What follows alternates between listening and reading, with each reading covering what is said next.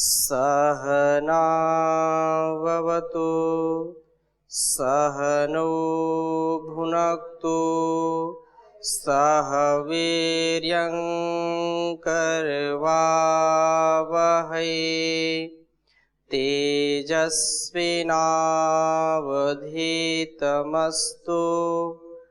मा विद्विषावहै। ओम शांति शांति शांति। वैदिक जीवन पद्धति की इस कक्षा में आप सबका हार्दिक स्वागत है, अभिनंदन है, वंदन है। जीवन का जो लक्ष्य है, बिना पवित्रता के, बिना शुचिता के हमारा जीवन चल नहीं सकता है। पवित्रता, पारदर्शिता, समरसता, परस्परता में ही हमारा जीवन निहित होता है।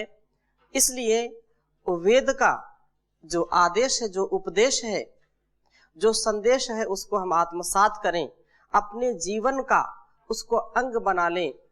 वेदों के उपदेश के अंग संग जब हमारा जीवन रहेगा तो हमारा रंग कुछ और ही हो जाएगा। नहीं तो हमारे जीवन में जो दुख, क्लेश, कष्ट आएंगे उनकी कोई सीमा नहीं होगी। यदि हम अपने दुखों को दबाना चाहते हैं, सुखमय जीवन जीना चाहते हैं, पवित्रमय जीवन जीना चाहते हैं, शांति और आनंदमय जीवन जीना चाहते हैं, तो हमारे तन मन पवित्र हो, निर्विकार हो, निष्पाप हो, शुद्ध हो, अशुद्धता सर्वथा दूर रहे, तो निसंदेह हमारा जीवन अच्छा बनेगा। हम चर्चा कर रहे थे वेद, अथर्ववेद के एक मंत्र का स्वाध्याय हमने पिछली कक्षा में किया था। पवमानः पुनातुमा कृत्वे दक्षाय जीव से अथो अरिष्ट तातए। हे परम पिता परमेश्वर, मुझको ऐसा सामर्थ्य प्रदान करो जिससे मैं हर प्रकार की कुशलता से युक्त हो जाऊं, मेरा जीवन निष्पाप हो जाए, मेरे जीवन में पवित्रता आए और मैं इतना समर्थ हो जाऊं कि किसी भी प्रकार की न्यूनता मेरे अंदर ना हो।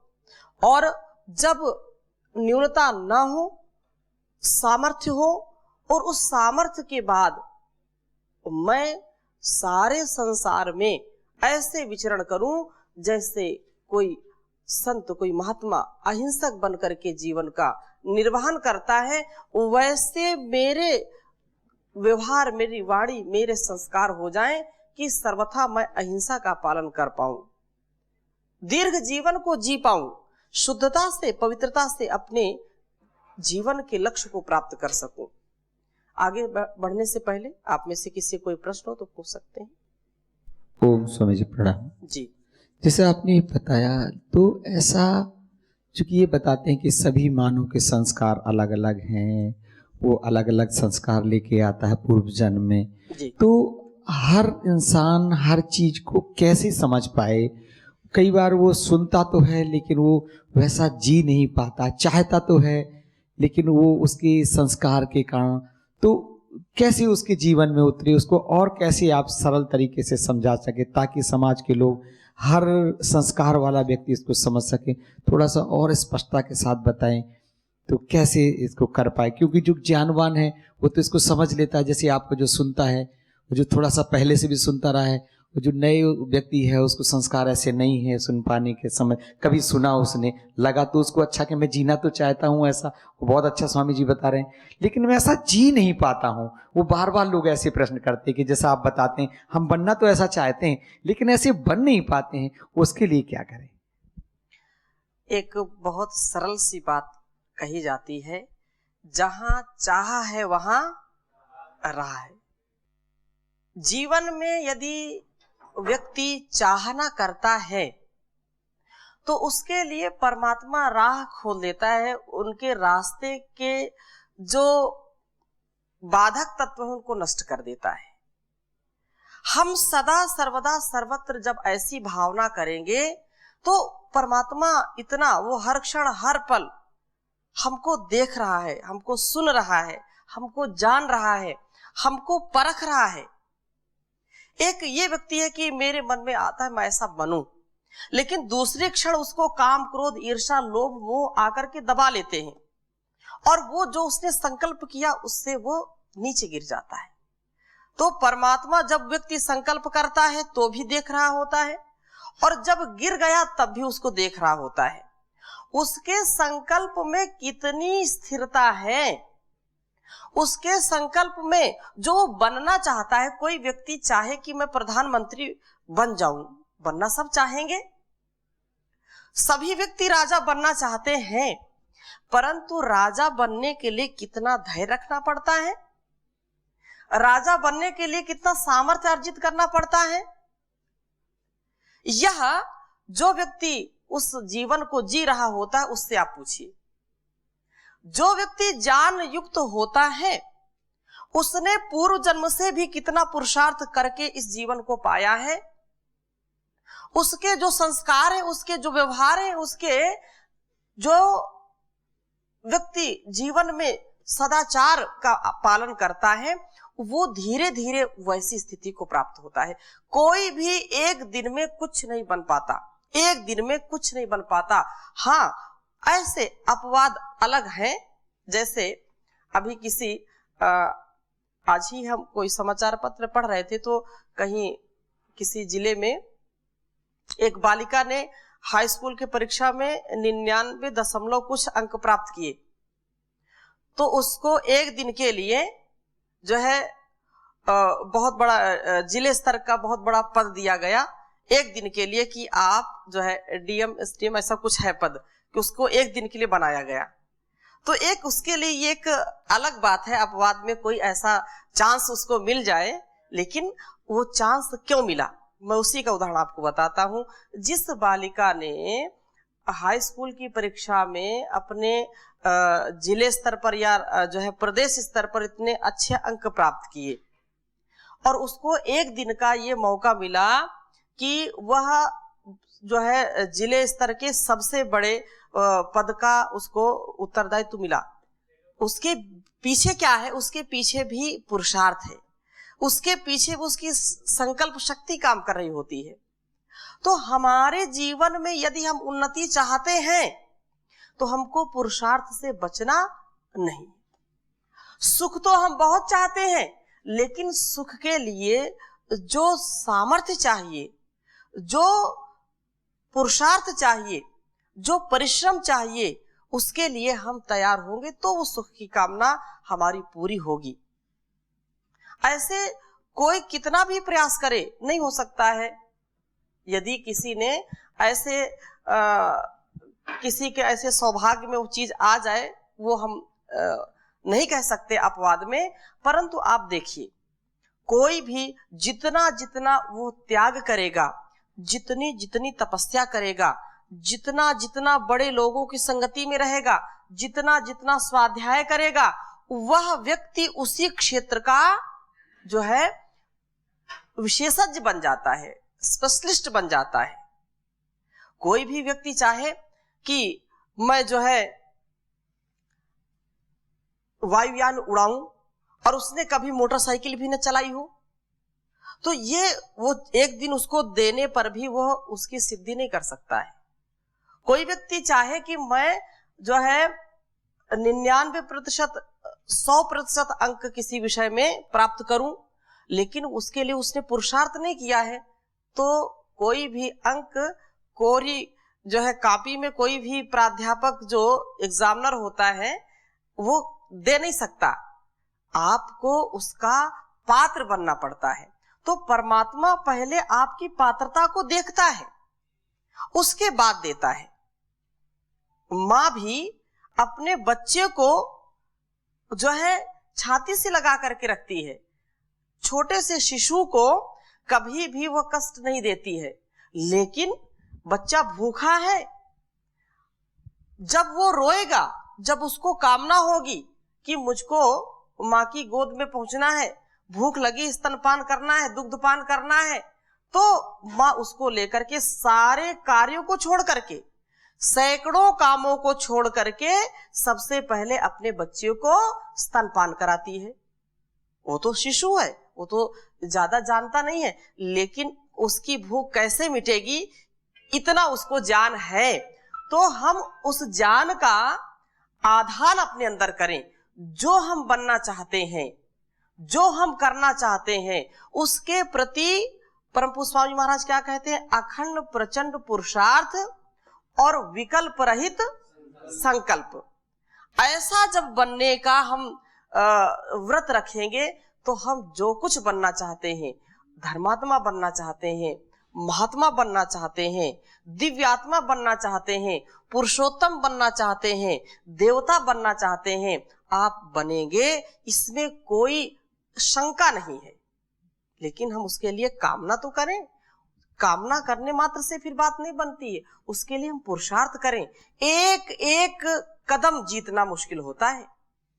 जो व्यक्ति नशा करता है, नशा वो छोड़ना चाहता है, लेकिन उससे चलो आज छोड़ देता हूं, फिर दूसरे क्षण को होता चलो चलो आज पी लेता हूं, तो आज से ये जुआ नहीं खेलूंगा, चलो अच्छा आज खेल लेता हूं, कल से नहीं खेलूंगा, आज जितना खेलना हो खेल लो, फिर दूसरे दिन वही भाव आ जाता है। जो व्यक्ति जिस स्थिति में होता है, उस स्थिति से अपने स्वभाव को बदलना, स्वभाव का परिष्कार करना संसार की सबसे बड़ी सेवा है। जो व्यक्ति अपने जीवन का, अपने जो है संस्कार का परिष्कार करता है, वो समझो संसार की सबसे बड़ी सेवा करता है। तो ये स्वभाव जो आप कह रहे हैं, सब चाहते हैं कि हम अच्छे बने, जैसी वाणी सुनते हैं वैसा बन जाए। सत्संग में गए तो सत्संग का प्रभाव आ गया, शमशान गए तो शमशान का प्रभाव आ गया, और कहीं रास लीला हो रही हो तो रास लीला का प्रभाव आ गया, कहीं डीजे बज रहा हो तो डीजे का प्रभाव आ गया। तो व्यक्ति को ऐसा जीवन नहीं जीना चाहिए। व्यक्ति को समत्व, मध्यम मार्ग कम से कम अपनाना चाहिए। यदि बहुत उन्नत नहीं बन सकते हैं तो बिल्कुल न्यून ना बने, ऐसा प्रयास जब करेंगे तो धीरे धीरे वो स्थिति हमको मिलती है। महात्मा बुद्ध ने बहुत तपस्या की और उन्होंने भी बहुत अपने जो है उपदेशों में इस बात की जो है पुष्टि की, इस बात का समर्थन किया, अपने शिष्यों को बार बार उपदेश दिया है कि मध्यम मार्ग अपनाओ। मध्यम मार्ग का मतलब क्या है? जिसको हम जी सके सरलता से, उस मार्ग को अपना करके। अब इसमें आप ये कहें कि थोड़ी सी गंदगी करो, थोड़ी सी सफाई करो, थोड़ा सा मन में पाप रखो, थोड़ा सा निष्पाप हो जाओ, ऐसा नहीं। जितना हो सकता है, जो अत्यंत नितांत आवश्यक है आपके लिए, आपके ज्ञान के अनुसार, उतना तो जीने का प्रयास करो। जो आप पूछ रहे हैं, अंतिम बात उसमें मैं ये कह रहा हूं कि व्यक्ति को जितना ज्ञान है, शास्त्रों की बात छोड़ दीजिए, वेदों की बात छोड़ दीजिए, व्यक्ति को जितना ज्ञान हो गया अपने से बड़ों की बातों को सुन करके, या थोड़ा सा पढ़ करके, या थोड़ा सा अनुभव करके कि ये चीज करने के लायक है और ये करने के लायक नहीं है, ये बोलने के लायक है, ये बोलने के लायक नहीं है। जितना व्यक्ति के अंदर ज्ञान है उतना उसको वो जीना आरंभ कर दे, उसके जीवन में दिव्यता आ जाएगी, भव्यता आ जाएगी, और वो सतत बढ़ता रहेगा, इसमें कोई संशय नहीं है। स्वामी जी बहुत अच्छी बात आपने बताई। स्वामी जी मुझे एक चीज और लगता है कि जैसे महापुरुष थे तो वो अपने शास्त्रों को जी करके शायद ज्यादा समझाते थे। कई बार हम गुरुओं की जो कहानी सुनते हैं, जो महापुरुष होते थे, जैसे चाणक्य नीति आपने हमें दिखाई, तो उनके जीवन को जो आदर्श था, उन्होंने जो पल पल जीते थे, उसको हमने देखा तो लगा कि गुरु जो ऐसे होते हैं, ऐसे शिष्यों को तैयार करते हैं, तो हमने उनको उस रूप में तो नहीं देखा, लेकिन वो क्या नॉलेज था वो तो नहीं देखते थे, लेकिन वो नॉलेज है क्योंकि वो जी रहे हैं वैसा, तो वैसा शिष्य शायद अनुसरण करना शुरू कर देते। जैसे स्वामी जी अखंड प्रचंड पुरुषार्थ की बात करते भी हैं और कहते भी हैं, वैसा जीते भी हैं, तो हमको भी लगता है कि उस दिशा पर ऐसा किया जाए। तो ऐसा शायद स्वामी जी बहुत अच्छी बात आपने बताई वो। हाँ, तो इसमें तो कोई संशय है नहीं। व्यक्ति कुछ लोग जो है ज्यादा बोलते हैं, करते कम हैं, कुछ लोग करते ज्यादा हैं, बोलते कम हैं। तो आचरण तो होना ही चाहिए, आचरण तो सर्वोपरि है। व्यक्ति के कृतित्व और व्यक्तित्व से ही लोगों को प्रकाश मिलता है, उनके अंदर दिव्यता आती है। और किसी कोई प्रश्न? अहिंसा के बारे में जैसे बता रहे थे कि हम शक्तिशाली हों जी, और फिर भी अपने से कमजोर को छोड़ दें, तो इस संदर्भ में सैनिकों के विषय में या कोई दूसरे शत्रु जब हम पर आक्रमण करे तब हम क्या करें उस स्थिति में? उस स्थिति के लिए ऐसा नहीं कहा गया कि जो कमजोर है उसको छोड़ दें। हाँ, ये कुछ लोगों ने गलतियां पहले की, जैसे मोहम्मद गोरी के विषय में बार बार ये बात आती है कि उसको कितने बार क्षमा किया? 16 बार क्षमा किया। चलो ठीक है, कमजोर है, और उसने क्षमा भी मांगी। बहरूपिये ने छल कपट से बहुत बार उसने अपने को बचा लिया। अगर उसको पहले उसका इलाज कर दिया जाता तो ऐसी स्थिति नहीं आती। अब जो आप बात पूछ रहे हैं कि ऐसी स्थिति में हम जो कमजोर है, लेकिन हमको ये समझना चाहिए कमजोरी अपनी दिखा रहा है या ये छल कपट कर रहा है, ये धूर्तता कर रहा है, हमारी आंखों में धूल झोंक रहा है, वो बात स्पष्ट हो जाती है। कोई आतंकी आए और जो है जब चंगुल में फंस जाए सैनिकों के और वो क्षमा याचना करने लगे, तो आपके कहने का आशा ये है कि हम वीर हैं, उसको पकड़ लिया है तो उसको क्षमा कर देना चाहिए? कदापि नहीं करना चाहिए। आपके जो कुछ चीजें ऐसी होती हैं जो क्षमा करने के योग्य हैं, लेकिन जिससे पूरी समष्टि को खतरा है, जिससे पूरे मानव जाति को खतरा है, जिससे समाज राष्ट्र को खतरा है, ऐसे एक भी व्यक्ति को कभी क्षमादान नहीं देना चाहिए। जो व्यभिचारी हैं, दुराचारी हैं, जो अक्षम्य अपराध हैं, उनमें कभी भी क्षमा का भाव व्यक्ति के अंदर नहीं आना चाहिए। वो एक अलग प्रक्रिया है, न्याय प्रक्रिया। लेकिन हम छोटे छोटे व्यवहारों को देखें कि कहाँ पर हमको क्षमा करना है, कहाँ पर नहीं करना है। यदि लगता है कि यह व्यक्ति खूंखार जो है, क्रूर व्यक्ति है, निर्मम हत्या करने वाला व्यक्ति है, और आप उसका जो है पराभव कर सकते हैं, उसको दंड दे सकते हैं, और फिर भी आपके सामने आकर के वो क्षमा याचना करने लगे और बाहर जाकर के लोगों की हत्या करे, लोगों को पीड़ित करे, तो ऐसे व्यक्ति को दंड अवश्य देना चाहिए, वहां पर दया नहीं दिखानी चाहिए। ऐसा ही हमारे ऋषि महर्षियों ने, महापुरुषों ने किया है। चाहे भगवान पुरुषोत्तम श्री राम हो, चाहे श्री कृष्ण हो, उन्होंने अपने जीवन में एक भी निर्दोष व्यक्ति को कभी नहीं सताया, एक भी निर्दोष व्यक्ति की कभी हिंसा नहीं की है। लेकिन जिन्होंने हिंसा की है, जो क्रूर थे, जिनसे पूरे मानव या प्राणी मात्र को खतरा था, उनको कभी छोड़ा नहीं, उनका सफाया किया, उनका मोक्ष किया। ठीक है जी। ओम स्वामी जी। वो जो इन्होंने क्वेश्चन किया जी कि मतलब सैनिक को मारना चाहिए कि नहीं, अगले सैनिक को जो दूसरे देश का। जी। तो यहाँ पर दो चीज आती है। जैसे एक है, इंग्लिश में बोलते हैं कि स्वधर्म है, तो इथिक्स है, और एक है मोरालिटी, नैतिकता। जी।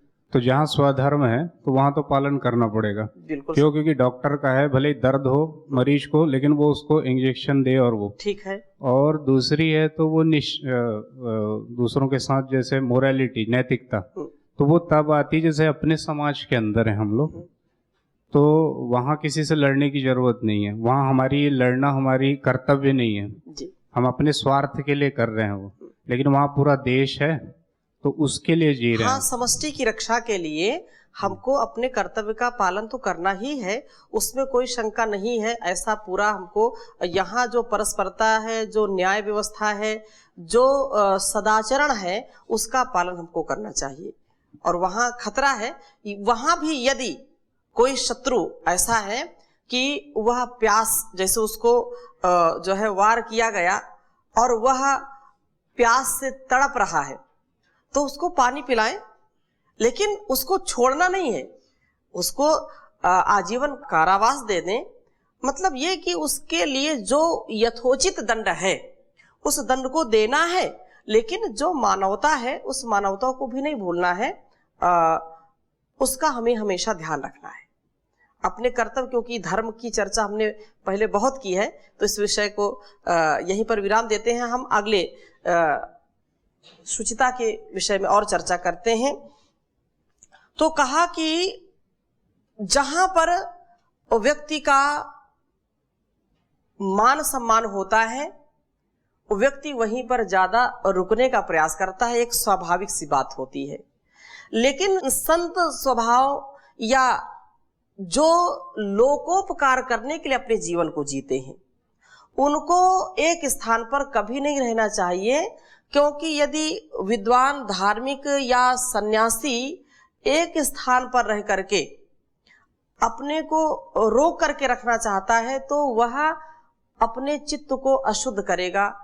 इसलिए पहले से ही यह विधान है कि एक गांव में एक दिन से ज्यादा संत रुकते नहीं थे, क्योंकि रुकेंगे तो फिर उससे लोगों का राग बढ़ेगा।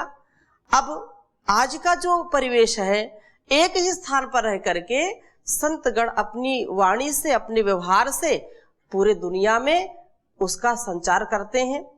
तो दोनों बातें, जैसे कहते हैं कि एक स्थान पर यदि पानी रहता है तो अशुद्ध हो जाता है, सड़ जाता है, ऐसा कहते हैं, और जो पानी बहता रहता है वो शुद्ध रहता है, स्वच्छ रहता है। तो उसकी शुद्धता का भी ध्यान रखें। हम सन्यासी, ब्रह्मचारी हो, हम विद्वान हो, धार्मिक हो, तो हमारे ज्ञान का परिष्कार हर क्षण होना चाहिए। हमारा उपकार के लिए प्रत्येक कार्य होना चाहिए। हम यदि पढ़ रहे हैं, यदि हम पढ़ा रहे हैं, यदि हम साधना कर रहे हैं, यदि जो है स्वाध्याय कर रहे हैं, तो भी किसके लिए होना चाहिए? परोपकार के लिए होना चाहिए। ऐसी भावना से यदि एक एक क्षण जिए तो हम कहीं भी रहें तो हमारे अंदर अशुद्धता नहीं आती है। राग से हम सर्वथा दूर रहें, ऐसी भावना हमारे अंदर प्रत्येक क्षण होनी चाहिए। और जैसा कहा कि जो व्यक्ति शरीर को शुद्ध रखना चाहता है, तो शरीर क्योंकि हमारा एक साधन है, तो मनुस्मृति में कहा, क्लिप्त केश नख समश्रुद्रुदान्तः शुक्लांबरः शुचि न जीर्णमल अलव द्वासा भवेच्चा विभवे सती, कि व्यक्ति का जो हुलिया है, जो रूप है, जो स्वरूप है, वो भयावा नहीं होना चाहिए, वो विकृत नहीं होना चाहिए। केश भी उसके केश विन्यास हो तो ठीक ठाक हो, केश कर्तन भी हो। अब लोग ऐसे रंग बिरंगे टहलते हैं कि इतने पशु पक्षियों के भी रंग नहीं होंगे जितने लोग बालों के रंग कराते हैं। कोई कटोरा कटिंग कटाता है, कोई जो है झाड़ू कटिंग कराता है, कोई कैसी कैसी कटिंग कराता, कोई क्या फ्रेंच कट। तो ये ऐसी विकृति फैल गई है कि ये इसको लोग फैशन बना लिए हैं। ये जो है पहले के जो चित्रों में आप देखते होंगे, कभी कभी ऐसे राक्षस, ऐसे जो है दैत्यों के बेडौल ढंग के उनके जो केश विन्यास लोग करते थे, वो एक विकृति है। तो स्पष्ट मना किया है, मनु महाराज ने कहा कि केश और नख काटें। केशों को, हाँ अभी ऐसा आप विचार मत कर लेना कि बड़े बड़े जो संत महात्मा है वो तो केशों को रखते हैं, तो या तो केश रखें, या तो जटी बने, या तो मुंडी बने। बीच में ऐसा नहीं होना चाहिए जो अनावश्यक फैशन को दिखाएं। ये सन्यासियों के लिए है। और जो गृहस्थी हैं, जो युवा हैं, उनके लिए एक मध्यम मार्ग हो। मध्यम मार्ग, वो भाई बड़े बड़े केस भी नहीं रख सकते और बिल्कुल उनको मुंडन भी अच्छा नहीं लगता है, तो कम से कम मध्यम स्थिति में वो रहें। और जो है दाढ़ी बना लें, बिल्कुल साफ लिखा है कि वो दाढ़ी बना लें, दमयुक्त होकर के रहें। दमन अपनी इंद्रियों का करते रहें, अपने स्वभाव को अच्छा बनाते रहें। यदि विकार उठते हैं तो उनकी छटनी करते रहें, दमन करते रहें।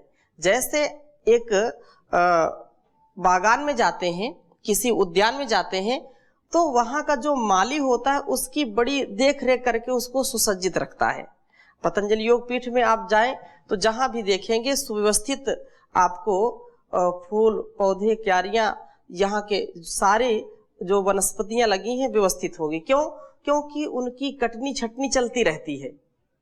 हाँ, तो कटिंग चलती रहे। जो हमारे अंदर के विकार हैं, वो विकार हम काटते रहें, उनको दबाते रहें, उनका शमन करते रहें, और रोज ये कार्य करना है। और शुभ्र वस्त्र पहने, श्वेत सफेद या साफ सुथरे वस्त्रों को पहने, चमकीले भड़कीले वस्त्रों को, या जिससे लोगों को शारीरिक आकर्षण होता है, ऐसे वस्त्रों को कभी ना पहने। और कहा कि शुद्ध बने रहें, धन होने पर फटा और मलिन वस्त्र ना पहने।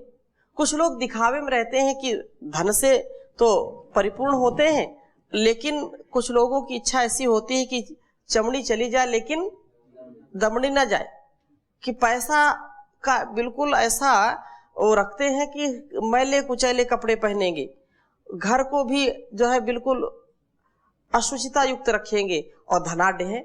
कुछ ऐसे घर हैं जहां निर्धन होते हुए भी वस्त्रों को साफ रखते हैं, चाहे फटे कपड़े हो तो भी वस्त्रों में कोई मलिनता नहीं होती है।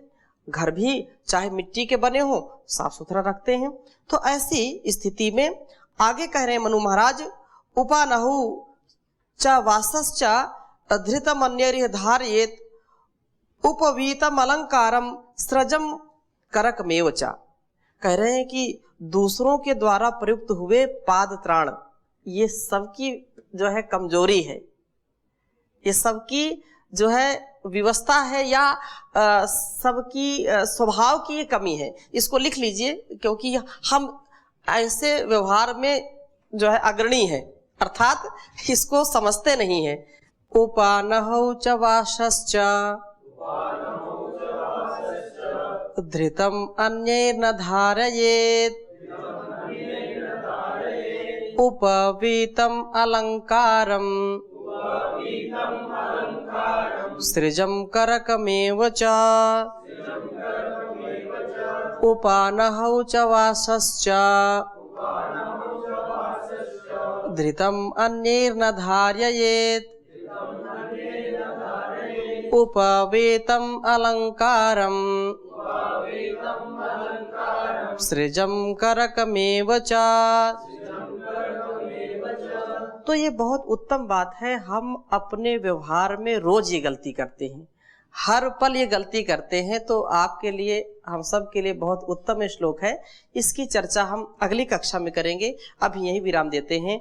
ओम शांति शांति शांति।